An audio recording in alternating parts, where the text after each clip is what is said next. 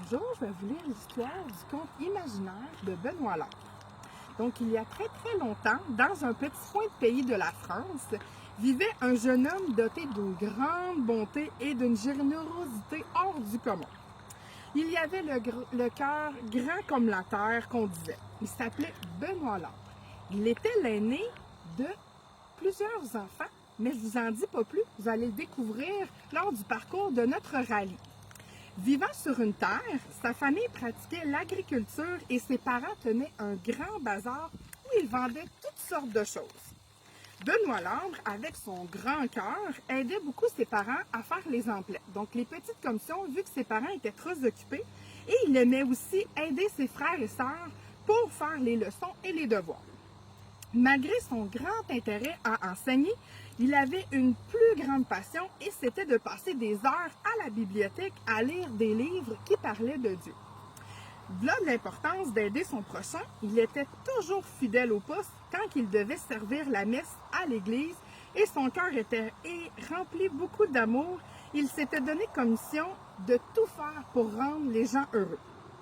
Ce qui rendait le plus triste, c'était de voir les familles qui vivaient dans la pauvreté. Dans sa famille, on vivait et on mangeait énormément, même un peu trop.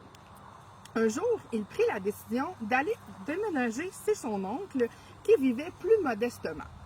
Il trouvait cela un peu trop injuste que les gens étaient pauvres et que lui, il mangeait à profusion. Donc, il avait le sentiment de ne jamais donner assez. Il mangeait seulement de la viande une fois par année. Mais je ne vous dis pas quelle journée. Vous allez aussi devoir le découvrir lors de votre rallye, quelle journée il mangeait la viande. Il donnait aussi des portions de viande à tous ceux qui en avaient besoin. Le reste du temps, il mangeait des fruits, des légumes et parfois du pain. Il allait jusqu'à donner ses chaussures aux gens qu'il croisait qui avaient les pieds nus. Il se sentait si bien à donner à son prochain. À l'âge adulte, un peu plus tard, il décidait de faire un grand voyage, un voyage pèlerin. Il voulait faire le bien partout dans le monde. Il marchait des journées complètes et il mangeait des racines et de l'eau. L'histoire, par contre, ne nous dit pas où est-ce qu'il dormait lors de son voyage pèlerin.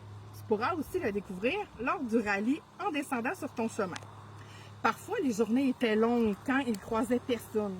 Alors, il s'ennuyait. Il trouvait ça un peu plate, ces journées. Donc, il s'imaginait un ami imaginaire, un animal imaginaire qui pouvait l'accompagner partout. Parfois, il rêvait, il le serrait contre lui le soir pour s'endormir, ça le réconfortait, ou ici, il s'imaginait qu'il se faisait chatouiller par son ami. Une chose est sûre, son ami imaginaire trouvait qu'il puait des pieds énormément, car Benoît Labre ne les lavait pas souvent. Un jour, il arrivait dans un petit village sans nom, un croisement de chemins. Il y avait un côté Saint-Georges, Saint-Honoré et Saint-François. Il décida de rester à cet endroit quelque temps. À l'époque, on le comptait environ 800 habitants et il s'aperçut que peu de personnes savaient lire. Il fallait donc une bibliothèque. S'il y avait une bibliothèque, il fallait donc une école aussi. Crois-tu que sur les 800 habitants, combien de personnes savaient lire? 3, 4, 200, 600? Une autre chose à découvrir lors de ton rallye. Puisqu'il aimait beaucoup parler de Dieu, il s'est dit, il me faut aussi une église. Puis les gens devaient bien se nourrir, évidemment. Donc, il fallait une épicerie aussi. Lorsque les gens sauront tous lire et écrire, un bureau de poste serait très pratique. Pour que les enfants puissent jouer, il pensait un parc et une OTJ. Tout cela se réalisait dans ce beau petit village où il faisait bon vivre. Un jour, en se promenant dans le parc, il aperçut une énorme racine. Wow! Il y en aurait longtemps à se nourrir avec cette gigantesque racine. Depuis ces jours, ses pieds puants se mit à grandir et grandir grâce à la racine peut-être magique. Et se rend compte que ses pieds grandissaient beaucoup, il était devenu un géant. Un géant, mais avec un cœur de géant. Crois-tu que cette racine pourrait peut-être être magique? Avec le temps, il était de plus en plus difficile à marcher avec ses grands pieds. Et il vieillissait, notre Benoît Labre. Il décida de s'installer à jamais dans ce beau village. Il se construisit une petite cabane où il aimait s'asseoir dans une belle grande chaise près de la fenêtre pour admirer le paysage de la belle vallée, retirer un peu des villageois parce que ses pieds y puaient gigantesquement.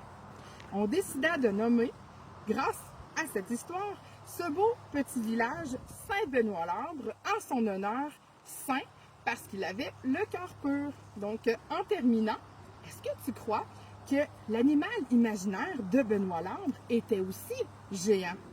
Donc, mon histoire, elle est terminée. Je vais vous inviter ensuite à faire un beau collage avec toutes les belles récoltes qui ont été faites au rallye à notre belle bibliothèque et à créer l'imaginaire, son animal imaginaire que vous voulez. Donc, merci beaucoup et on se dit à la prochaine pour une prochaine activité dans notre belle ville de Saint-Benoît-l'Arbre.